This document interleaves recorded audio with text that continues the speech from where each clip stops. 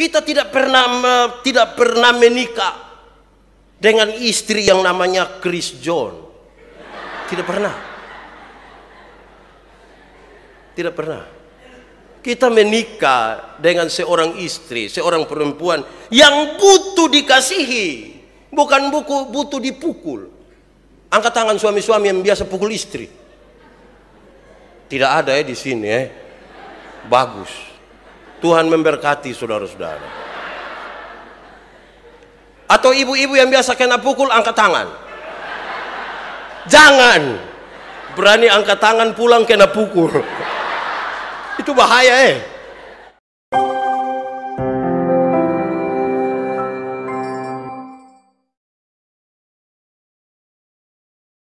Shalom. Sekali lagi, shalom. Bapak ibu saudara-saudara, tolong renungkan ini. 1-2 hari yang lalu ini, saya lihat orang bikin profil di BB. Beberapa orang, salah satunya Ko Paul itu. Tulisannya begini, tolong ini direnungkan. Saya nanti tambah-tambah sedikit, tapi tolong renungkan ini. Jangan marahi istri sewaktu habiskan hartamu. Itu baik yang ada harta. Yang tidak dihabiskan apa? Lanjut. Barang siapa mempunyai istri boros, maka suami akan kaya. Istri-istri boros sudah kaya nanti. Barang siapa yang memperlakukan istrinya dengan perhitungan, maka hidupnya akan serba kekurangan. Jadi mam tua baru mau makan sambal sedikit, kita bilang main sambal terus miskin nanti. Lanjut. Barang siapa yang menjamin istrinya dengan penuh, maka Allah akan menggantinya dengan hidup yang selalu berkecukupan. Siapa menjamin istrinya dengan penuh, bukan penuh jengkel, penuh tanggung jawab, Allah menggantinya dengan berkecukupan. Terus dia tutup dengan, sesungguhnya rezeki suami tergantung dari kebahagiaan istri. Luar biasa Berarti kalau istri bahagia, tandanya rezeki suami banyak. Luar biasa. Tapi itu saya bilang renungkan dulu, belum kesimpulan. Renungkanlah. Lalu kita membaca bagian pembacaan ini. Efesus pasal 5 ayat 22 sampai ayat yang ke-33. Paulus menulis surat ini ketika dia ada di dalam penjara. Tapi dia cukup prihatin terhadap kehidupan jemaat. Efesus sementara itu berada dalam sebuah keadaan di mana mereka menyembah dewa, dan dewa yang paling mereka sembah itu adalah Dewi Artemis yang dianggap sebagai dewa kesuburan. Mereka menyembah dia. Dan tunduknya mereka kepada kaisar yang begitu luar biasa, bahkan hampir dianggap sebagai Tuhan.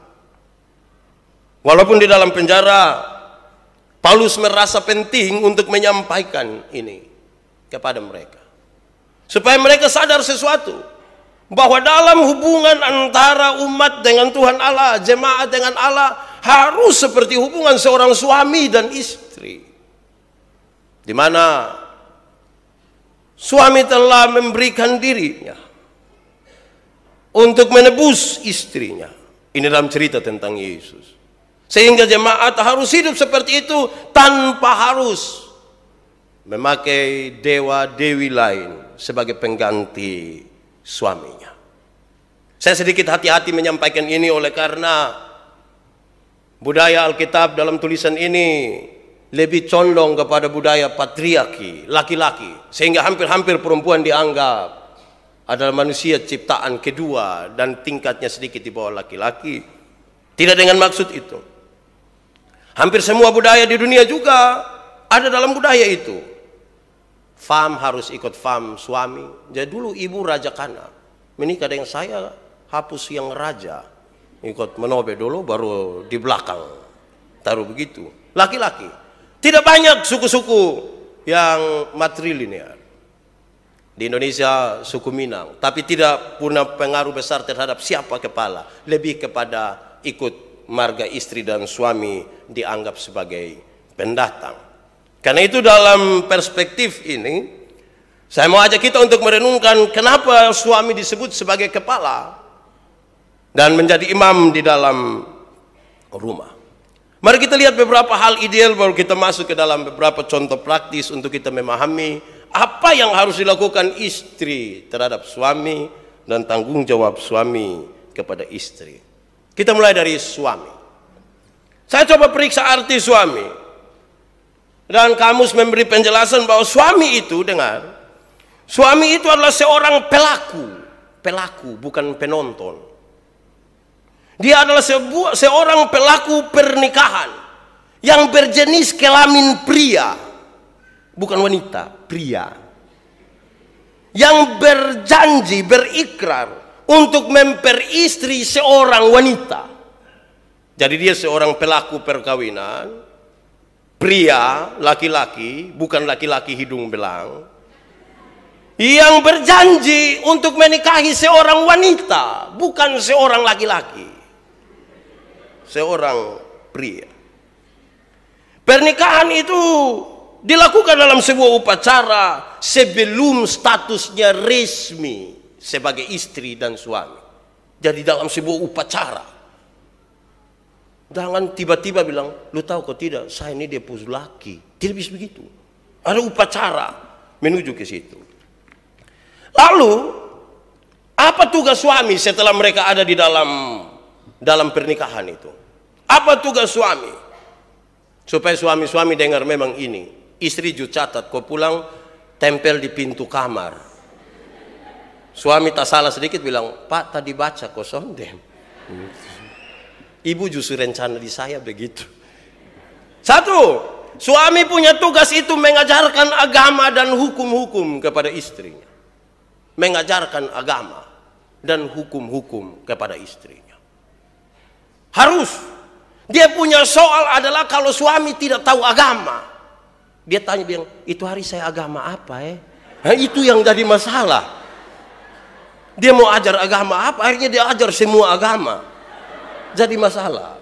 Suami bertanggung jawab mengajarkan agama dan aturan-aturan hukum, terutama hukum-hukum agama kepada istrinya. Kedua, suami bertugas untuk menemukan kelebihan istri. Saya ingin pakai bahasa-bahasa positif.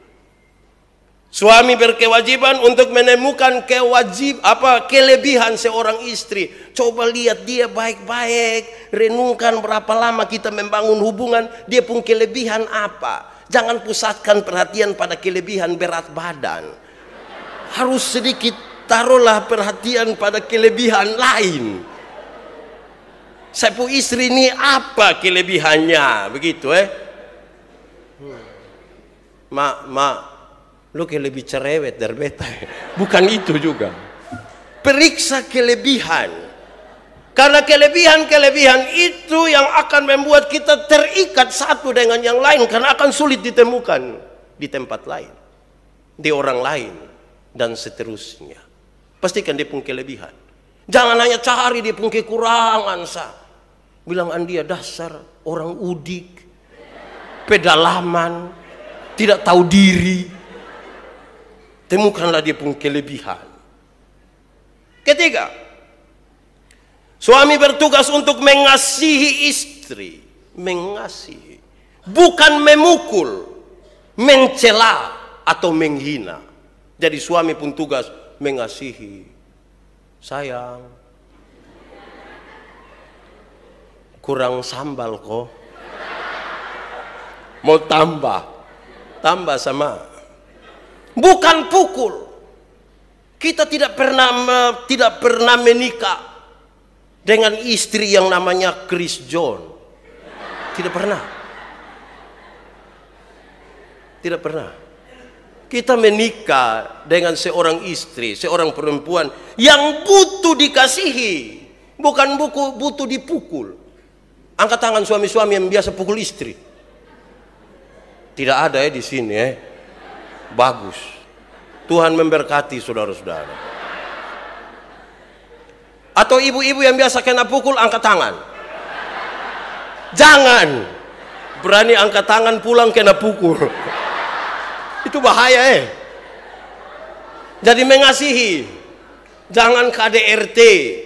80% kasus yang ditangani oleh Polda NTT itu adalah kekerasan dalam rumah tangga. Istri pukul suami, suami pukul istri, orang tua pukul anak, anak lawan orang tua. Jadi itu hari dong bilang, belum kenal maka tak sayang. Saya bilang apa? Jadi kenal pasti sayang.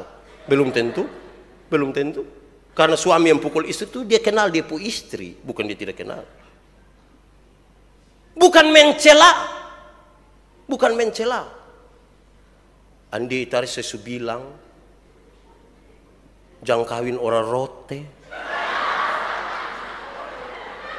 Ini bukan mencela. Gitu ya. Saya bilang kawin sesama Timor, lu tidak mau. Jadi bukan mencela. Bukan menghina. Andia kamu dari keluarga miskin, untung lu kawin ame betan, lu hidup agak sedikit baik. Untuk. Jadi bukan menghina, seperti apapun kita pun posisi, jangan menghina. Karena dia istri. Lanjut. Suami punya tugas adalah menafkahi dengan tulus. Memberi makan. Memberi perhatian. Berikan dengan tulus. Jangan sampai pulang bilang, ini yang lu pesan nih, ame ke lu puas. Ame. Sebentar beli lu muka asam lah Tidak begitu tulus. Tulus dikasih bikin kejutan. Suruh mama keluar terus taruh babah di dalam kamar bersengaja bikin tidak tahu.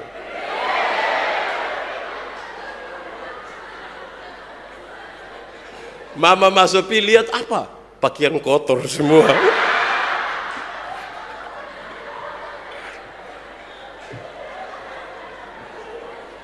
Menafkahi dengan tulus. Jadi suami-suami tolong nafkahi istri. Jangan hanya bilang, ini lu ini jadi bebansa dalam keluarga. Tidak bisa nafkahi istri. Lanjut. Suami punya tugas adalah bersikap lembut terhadap istri. Lembut. Tidak kasar. Tidak keras. Beda dengan pukul ini. Jangan panggil istri, woi! Istri makin tua bisa jantungan. Tanpa sadar saudara membunuh dia. Panggil dengan lembut. Ma. Terus mak kurang dengan ma. Lebih. Tapi mulai dengan lembut. Kelembutan itu penting. Itu buah-buah roh yang diajarkan. Kelemah, lembutan. Tapi kami suami-suami di bagian timur Indonesia ini tidak sampai kelemah lembutan. Kami hanya sampai di lemah saja. Ketika lemah baru kami tahu kelembutan. Artinya ketika sudah sakit dan sudah tidak bisa baru dia bisa panggil bilang, "Ma, tolong." Kalau dia ada kuat-kuat itu dia kasar sekali. Siapa pula laki yang begitu biasa? Bertobat sudah Ini hari lagi sedikit ini. Berikut. Membantu istri dalam segala urusan. Tugas suami. Membantu istri dalam segala urusan. Sama seperti Yesus Kristus yang turut bekerja dalam segala sesuatu. Suami membantu istri dalam segala urusan. Mam tua ada masak di belakang kita pi badiri. Pak bikin apa? Badiri sah. Tapi bantu dia. Pergi. Memelihara kerahasiaan diri dan istrinya. Suami punya tugas adalah memelihara kerahasiaan diri dan istrinya. Jampi cerita, in papa don juga kadang-kadang gosip. Sukumpul 2-3 orang dia bilang, lu tahu kosong deh. Kalau mulai begitu tuh bahaya. Rahasia keluarga, apalagi hal-hal yang privasi tidak boleh Dikasih tahu di semua orang. Kalau tidak kita pu istri lewat orang bilang,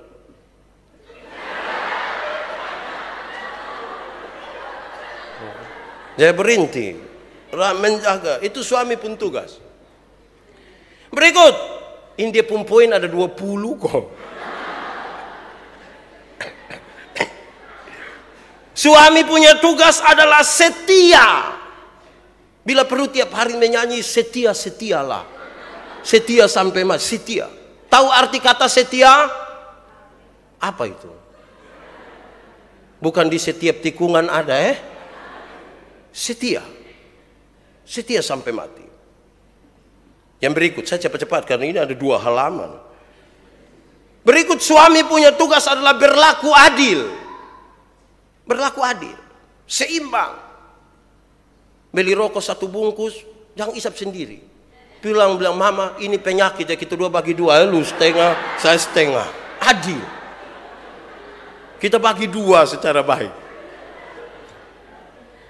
Sama situ hari Pak bilang, kalau istri minta beli lipstik, beli. Mama ini yang harga 249.000 ini. Pakai, jangan sampai mama bilang papa beli lipstik. Jangan, lu makan sirip pinang saya, cukup. Jangan. Berlaku adil.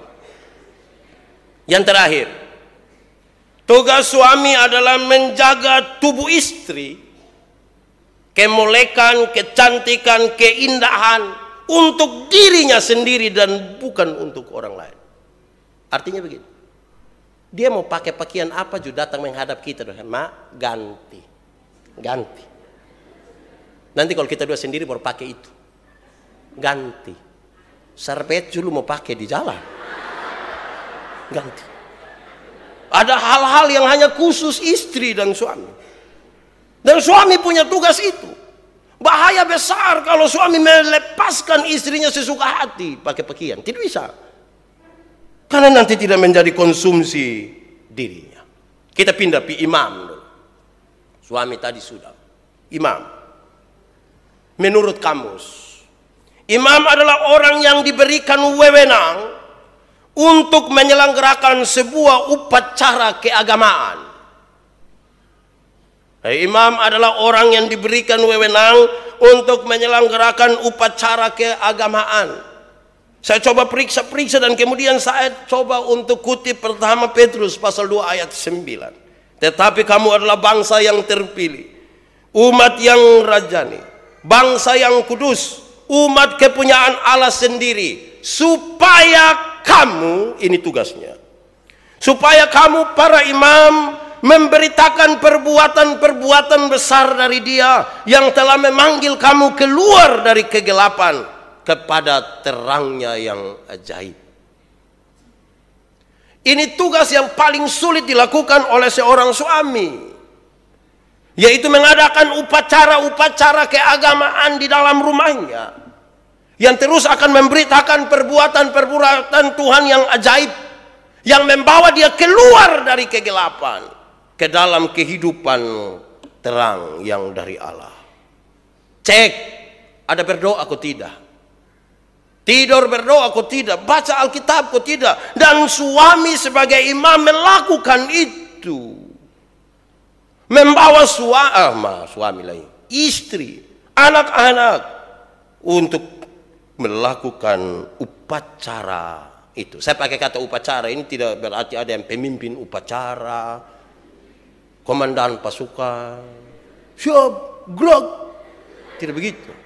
Tapi menuntun mereka untuk ada di dalam tanggung jawab itu. Karena itu suami-suami harus tahu berdoa. Suami-suami harus tahu 10 hukum di mana. Jangan sampai bilang, 10 hukum di mana Le Adi? Terus dia pun anak kasta bilang, Bapak masuk tidak tahu? Bukan, Bapak lupa. Bapak kan sibuk dengan bisnis, atau sibuk. Bapak yang tahu. Terakhir, kepala keluarga. Menurut kamus, kepala keluarga adalah orang yang bertanggung jawab terhadap satu keluarga, yang bertanggung jawab. Biasanya dia seorang bapak. Karena itu bapak-bapak sebagai kepala keluarga punya tugas adalah memimpin rumah tangga. Dia yang pimpin. Nanti sebentar mau saya kasih tahu, karena itu dia yang pimpin, maka istri tolong. Tapi pertama dia harus sadar bahwa dia yang memimpin. Rumah tangga ini baik atau tidak tergantung dia. Ikan biasa busuk dari mana? Ikan busuk dari mana? Kepala. Tapi kalau kepala taruh di freezer, di ekor yang di luar, rusak di ekor juga. Tapi kepala bertanggung jawab memimpin rumah tangga. Yang kedua, kepala bertanggung jawab atas seluruh anggota keluarga. Pulang tanya, mama, laki kecil yang nomor berapa tuh di mana? Cek. Jangan sampai bapak bilang, oh itu mam tua juga tidak urus itu anak. Cek, yang laki-laki itu dia su tidur, su makan, mandi, kok tidak? Cek. Dia yang siapa, bikin apa, di mana? Cek. Karena itu tanggung jawab. Dan yang berikut, tugas kepala keluarga adalah demokratis, menjalankan pemerintahan secara demokratis. Panggil dong, omong baik. Saudara-saudara yang dikasihi dalam Yesus, mari kita ambil keputusan tentang ini. Bapak rencana jual rumah dan jual kamu semua. Kira-kira kamu punya pikiran bagaimana? Jadi kita tukar pikiran. Demokratis, jangan bikin apa-apa tidak kasih tahu istri. Istri hanya patung sah. Dia kasih tahu, kita berdiskusi, kasih tahu, omong. Dia ada di mana-mana juga omong. Ma, segera pulang. Ada masalah penting. Pulang. Masalah apa bapak? Pokoknya lu pulang. Terus dia sampai tanya, bapak apa yang perlu kita selesaikan? Kasih tahu, mak saya lagi pikir, apain malam kita makan super mie atau apa? Yang penting jangan ketagal bapak mau apa semua harus itu, tidak boleh. Kepala keluarga demokrasi. Dan yang terakhir, karena itu maka kepala keluarga bertugas untuk tidak berbuat sekehendak hatinya. Tidak bisa hanya ikut dia pun mau. Dia mengambil keputusan untuk menjadi bagian dari seorang perempuan. Karena itu dia tidak berkuasa untuk melakukan segala sesuatu menurut apa yang dia mau. Karena dia menjadi satu daging menurut pembacaan tadi dengan istrinya. Satu tubuh. Saya ingin mengantar kita kepada beberapa hal ini yang harus diperhatikan oleh seorang istri. Ini hal-hal yang praktis. Kepada saya dituliskan sebuah cerita kecil. Saya cerita agak tidak baik. Saya membacakannya bagi kita. Cerita itu kira-kira begini. Dilihat dari usia. Beliau sudah tidak muda lagi. Usia yang sudah senja, bahkan sudah mendekati malam. Umur Pak Suyatno 58 tahun. Kesehariannya diisi dengan merawat istrinya yang sakit. Istrinya juga sudah tua. Mereka sudah menikah kurang lebih 32 tahun. Mereka dikaruniakan 4 orang anak. Disinilah awal cobaan menerpa mereka. Setelah istrinya melahirkan anak keempat, tiba-tiba kakinya lumpuh dan tidak bisa digerakkan lagi. Hal itu terjadi selama kurang lebih 2 tahun. Menginjak tahun yang ketiga, seluruh tubuhnya menjadi lemah, bahkan terasa tidak ada tulang lagi. Lidahnya pun sudah tidak mampu digerakkan lagi. Dia lumpuh total. Istri. Setiap hari Pak Suyatno memandikan istrinya, membersihkan kotoran, menyuapkan dia, dan mengangkat istrinya ke atas tempat tidur. Sebelum berangkat ke tempat kerja, dia meletakkan istrinya di hadapan televisi supaya istrinya tidak berasa kesunyian sendiri. Walau istrinya tidak dapat berkata-kata, tetapi dia selalu melihat istrinya dengan tersenyum. Dan Pak Suyatno masih berasa beruntung karena tempat kerjanya tidak begitu jauh dari rumahnya, dekat saja. Sehingga siang hari dia boleh pulang ke rumah untuk menyuapi istrinya. Petangnya, dia pulang untuk memandikan istrinya, menggantikan pakaian. Dan selepas maghrib, dia temani istrinya untuk nonton televisi, bercerita apa yang dialami seharian. Padahal istrinya tidak bisa bicara. Walaupun istrinya hanya mampu memandang, tidak mampu memberikan respon, tapi Pak Suyatno sudah cukup senang, bahkan dia selalu menggoda dan bergurau dengan istrinya setiap kali menjelang tidur. Padahal istrinya tidak memberi respon. Rutin. Ini selalu dilakukan, bahkan Pak Suyatno melakukan ini lebih dari 25 tahun. Dengan sabar dia merawat istrinya. Bahkan sambil membesarkan keempat buah hati mereka. Sekarang anak-anak mereka sudah dewasa, tinggal bungsu yang masih kuliah. Pada suatu hari, keempat anak Pak Suyatno berkumpul di rumah orang tua mereka, sambil menjenguk ibunya. Karena setelah menikah mereka tinggal dengan keluarga masing-masing di tempat yang berbeda. Hari ini mereka berkumpul mau lihat ibu mereka. Dan Pak Suyatno tetap merawat ibu kepada anak-anaknya. Dan yang dia inginkan hanya satu. Semua anak-anaknya sukses, berjaya.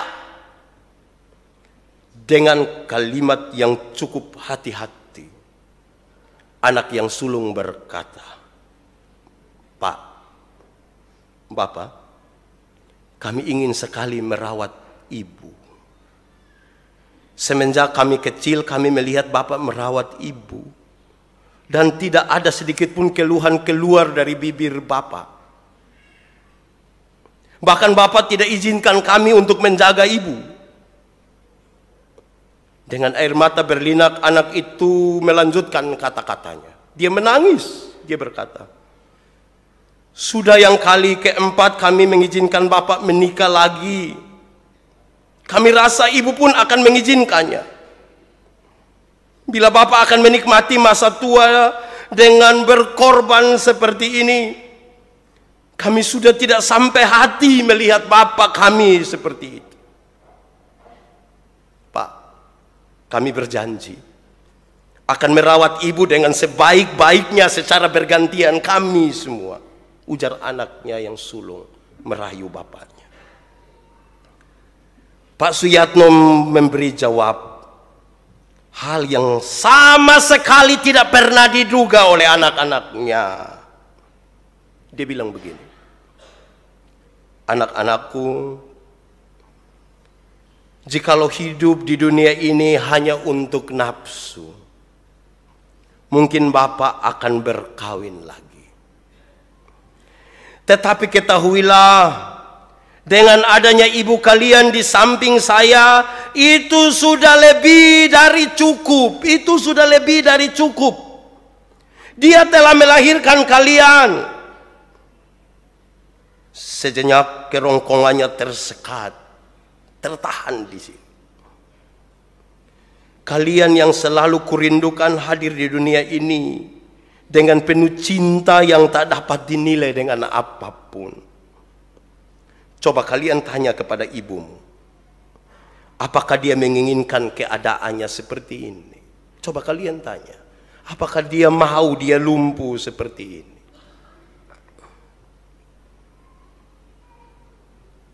Kalian menginginkan Bapak bahagia? Apakah batin Bapak dapat bahagia meninggalkan ibumu dalam keadaannya seperti sekarang ini? Kalian menginginkan Bapak yang masih diberi Allah kesehatan yang baik dirawat oleh orang lain? Bagaimana nanti dengan ibumu yang sakit?" Lalu meledaklah tangis anak-anak Pak Suyatno. Mereka menangis semua. Mereka pun melihat butiran-butiran kecil jatuh di pelupuk mata ibunya. Rupa-rupanya ibunya juga mendengar. Dengan pilu dan sedih ditatapnya mata suami yang sangat dicintainya itu.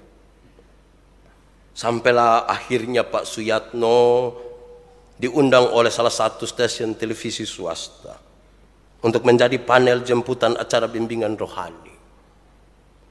Dan juru acara pun mengajukan pertanyaan kepada Pak Suyatno. Kenapa Bapak mau bertahan lebih dari 25 tahun untuk merawat istri yang sudah tidak mampu berbuat apa-apa lagi? Ketika itu Pak Suyatno pun menangis. Tamu yang hadir di studio yang kebanyakan kaum ibu pun tidak mampu menahan haru. Mereka menangis. Disitulah Pak Suyatno bercerita. Jika manusia di dunia ini mengagungkan sebuah cinta, tapi dia tidak mencintai karena Allah, maka semuanya akan luntur. Ulangi. Jika manusia di dunia ini mengagungkan sebuah cinta, tetapi dia sendiri tidak mencintai karena Allah, maka semuanya akan luntur. Semuanya akan luntur. Saya memilih istri saya menjadi pendamping hidup saya. Sewaktu dia sehat, dia pun dengan sabar merawat saya, mencintai saya dengan penuh hati dan batinnya, bukan dengan mata kepala semata-mata.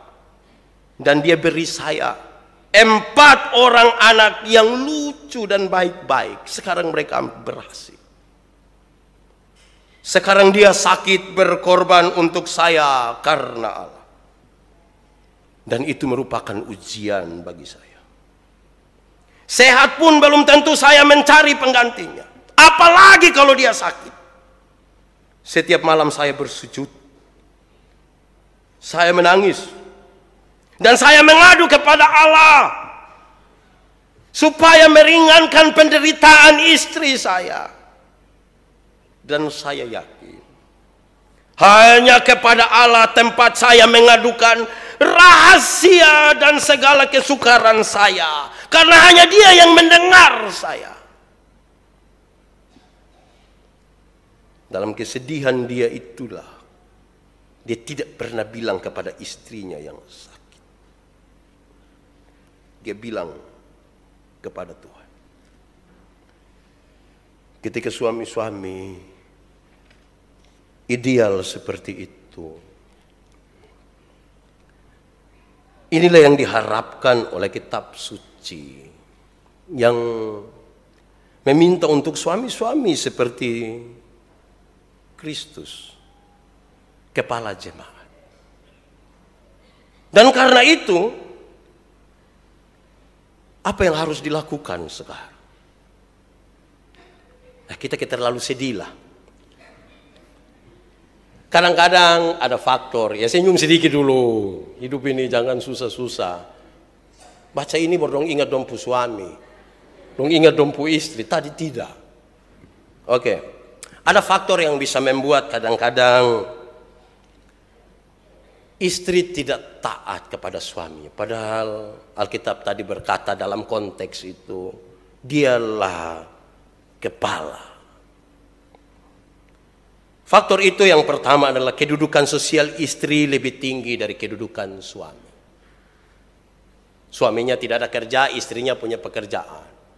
Kedudukan sosial ini kemudian menggantikan, seolah-olah dia yang mengatur semua. Kadang-kadang ini bisa diakibatkan karena istri lebih kaya dari suami. Apalah dia tahu waktu sebelum menikah suaminya miskin, menikah dengan dia yang kaya. Wajib hukumnya sekarang untuk suami tunduk kepada dia. Kadang-kadang ini hal bisa terjadi karena istri merasa lebih pandai dari suami, karena dia sekolah tinggi, dia sarjana. Suaminya hanya tamat SMA, lantas dia rasa dia lebih tinggi.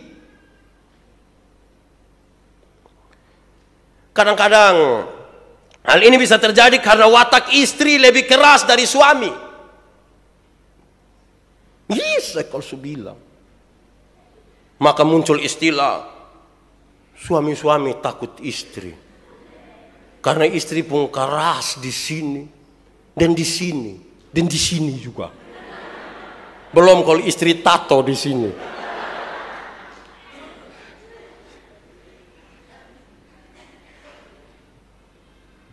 Apalagi kalau istri berasal dari lingkungan budaya yang menempatkan perempuan lebih tinggi dari suami. Apalagi kalau istri tidak mengerti tuntutan agama yang menempatkan istri dan suami pada ketentuan yang sebenarnya. Maka hal yang istimewa tadi bisa hilang. Bisa tidak ada. Hai istri-istri, dengarlah beberapa hal ini. Ada 13. Catat pulang lakukan. Supaya jangan tanya bilang, Pak, kalau misalnya tidak ada misalnya, lakukan. 1. Nanti minggu depan ketika omong istri, baru suami dong yang catat. Ini kan minggu pertama baru suami. Jadi tahan sedikit.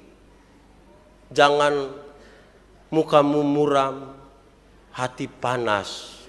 Berakibat pada ekonomi keluarga nanti. Oke. 1. Hai istri-istri, karena itu janganlah mengabaikan wewenang suami. Anda punya pendapatan pekerjaan lebih tinggi, it's okay. Saya bahasa Inggris juga. Tapi Anda jangan mengabaikan wewenang mereka. Mungkin Anda bisa kasih jajan kepada anak-anak 50.000 karena pendapatanmu lebih besar. Suami punya kecil dan hanya bisa memberi 1.000. Biarkan wewenang itu, biarkan. Istri, benar bahwa engkau mengendalikan di rumah. Tapi jangan suami di hadapan banyak orang juga bilang, tunggu kok saya tanya mak, dote tahu. Biarkan wewenang itu. Biarkan Coba lihat istri kau bilang, mak biarkan. Ibu biarkan. Lihat istri kau bilang begitu, biarkan. Yang kedua, istri-istri, jangan enggan memenuhi kebutuhan seksual suami. Suami minta,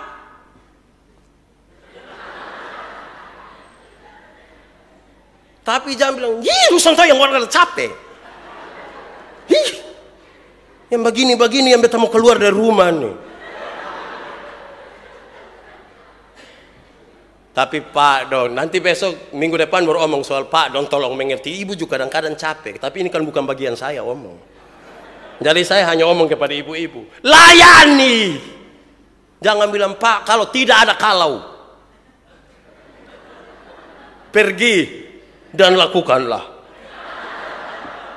Nanti minggu depan baru ada kalaunya. Yang sekarang jangan protes, jangan bikin diskusi. Kok memang untuk yang istri saja dulu. Ketiga, istri-istri jangan tidak mau menemani suami tidur. Tidur sama-sama dengan dia, tidur. Jadi, sana panas begini, Jui.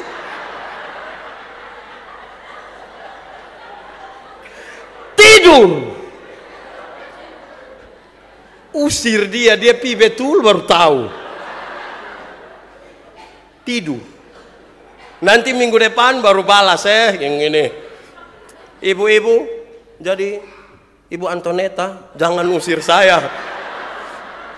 Biarkan saya baringkan tubuh yang lelah ini di pembaringan kita. Tidur.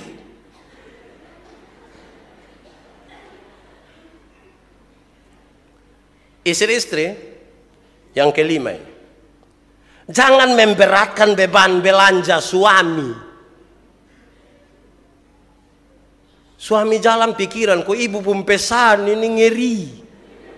Padahal dia tahu bapak sudah ada apa-apa, dia hanya hidup di pesan. Terus dia pakai kalimat catatan di bawah, yang punya telinga hendaklah mendengar. Tergerak di hati.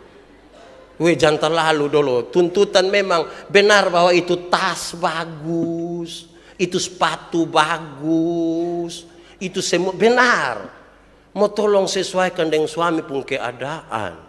Kalau tidak dia umur 40 sama ke 73. Jadi sesuaikanlah dengan dia, kesian dia tuh. 6. Ibu-ibu jangan tidak mau bersolek untuk suami. Tolong berias sedikit. Kok suami lihat dah, dia segar sedikit. Tolong ganti itu daster tuh. Yang itu hari saya bilang, beda toh yang bau acam dan bau asam. Itu beda toh. Bau asam, bau acam itu biasa ditujukan kepada anak-anak. Sini kok papa cium dulu. Bau acam. Menggemaskan begitu, mau cubit. Bayangkan kalau mama dekat terus bapak bilang, lu semandi ke belum? Itu masalah tuh Tolong bersolek. Jangan keluar mau pi acara dulu baru dia mandi 3-4 jam. Di rumah dia ancur. Tidak bisa. Tolong bersoleklah bagi suami. Tetap di rumah cantik supaya orang bilang, itu Ibu Antonetta tuh. Mau di rumah makan, di mana-mana semua. Tolong bersolek. Saya suka lihat ibu-ibu di Agape itu don cerah-cerah semua. Mudah-mudahan di rumah juga begitu Dan sampai di rumah kita dia berambut dan semua berdiri begini. Tolong bersolek juga bagi suami. Berikut. Istri-istri, jangan merusak kehidupan agama dari suami. Jangan merusak kehidupan agama suami. Jangan. Istri dukung. Kalau suami mau berdoa, istri dulu deh anak-anak selalu pipit-pita dari kemarin cuci pakaian. Dukung. Jangan bikin rusak dia. Dukung. Dia mau pergi ibadah kaum bapak, dukung. Bapak beta antar. Beta tunggu deh Om Simon don di luar. Bapak ibadah. Tapi dukung dia. Jangan bapak mau pergi ibadah kita bilang jangan lu tiap hari di luar sah. Dukung dia ibadah. Pi. Tapi jangan pipi terus. Ingat pulang juga. Jadi istri jangan dulu bab tua rajin ibadah sekarang tagal kawin ame dia. Kita tanya 2 tahun dia datang 4 kali. Jangan. Dukung. Yang berikut ke-8. Istri-istri jangan menyampingkan. Itu kalimat kepususan lah Jangan geser kepentingan suami. Suami dahulu. Anak-anak, kamu jangan makan biar papa saya yang makan. Jangan geser kepentingan suami. Suami tetap harus diperhatikan. Karena laki-laki juga ingin dimengerti. Bukan hanya perempuan. Laki-laki juga ingin dimengerti. Saya juga minta dimengerti. Ke-9. Ibu-ibu dengar. Jangan keluar rumah tanpa izin suami. Kesau. Pak, mama ada main futsal nih.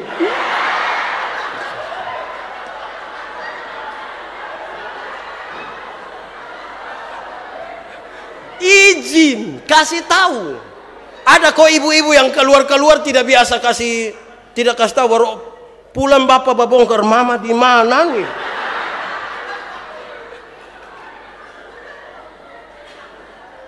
Izin. Karena kita terikat dalam pernikahan. Jangan jalan-jalan sah. Lu dulu.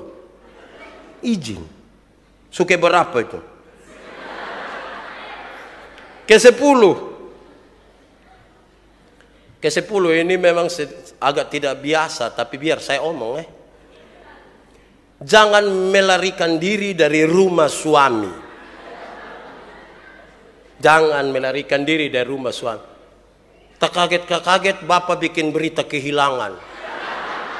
Telah hilang seorang ibu dengan ciri-ciri sebagai berikut. Jangan lari. Itu rumah kita. Rumah masa depan. Kita dan anak-anak kita. Juga cucu-cucu kita. Jangan lari dari rumah itu, jangan.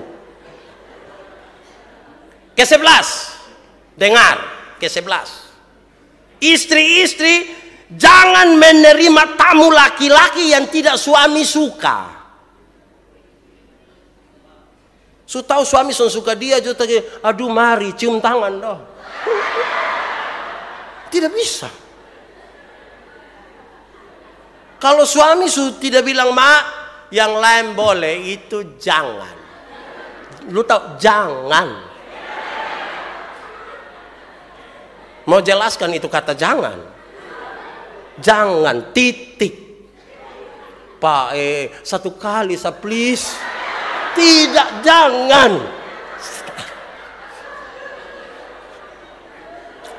Nanti besok baru ibu-ibu juga bilang, jangan terima perempuan yang tidak kami suka.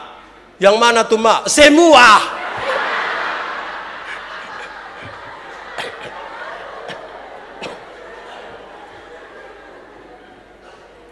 Ke-12. Ini semua terakhir. Ke-12. Ini hari gereja lama.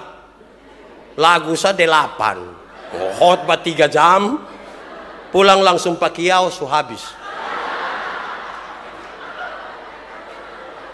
Ke-12. Dengar ibu-ibu. Ibu-ibu tidak boleh menerima jamahan dari laki-laki lain. Tidak boleh. Juga dari perempuan lain. Tidak boleh. Suami sah. Jelas? Saya naik oto menuju ke Atambua baru-baru. Di itu oto samping tulis. Kalau 6464H jangan bikin ke plat kuning. Mengerti tipe arti? Kalau 6464H dibaca, jangan bikin ke plat kuning. Jelas? Suami sah. Itu hari saya bilang, laki-laki dan perempuan itu telanjang, tapi mereka tidak merasa malu. Dia telanjang bagi istrinya, istrinya telanjang bagi dia, karena mereka telah menjadi satu daging. Bukan ini hari telanjang di sini, besok di situ, lusa di tidak.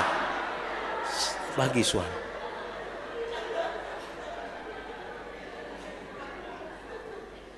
Terakhir, ke-13. Catat. Kalau belum boleh hubungi saya. Nomor HP 081. Terakhir. Istri-istri berkewajiban merawat suami ketika suami sakit. Jangan bilang, adi beteson bisa merawat dia ketika dia sakit. Sab suruh mau kawin dengan dia. Apalagi kita semua jalan menuju masa tua. Kita berjalan menuju sakit. Kita berjalan menuju lemah. Saudara tahu tadi Pak Suyatno. Dia punya banyak pilihan. Bahkan anak-anaknya pun memberikan kesempatan itu. Untuk mereka bisa melihat ibunya. Tapi dia bilang tidak. Perjumpaan dengan istrinya adalah sebuah kebahagiaan. Apalagi istrinya sakit karena melahirkan anak-anak yang baik bagi dia. Dia bertanggung jawab untuk mengasihi. Mari kita tunduk kepala sekarang di hadapan Tuhan.